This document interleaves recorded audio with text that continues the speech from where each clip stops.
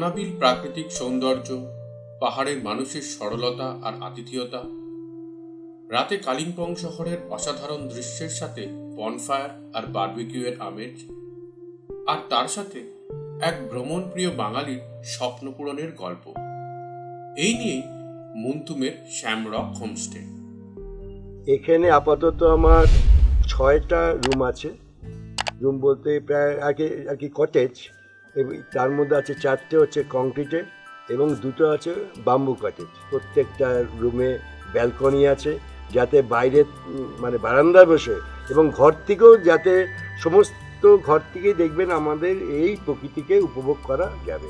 সামনে পুরোটাই open space, যেখান থেকে দেখা যায় দূরের পাহাড়। এই মুক্ত পরিসর আমার বেশ ভালো লেগেছিল।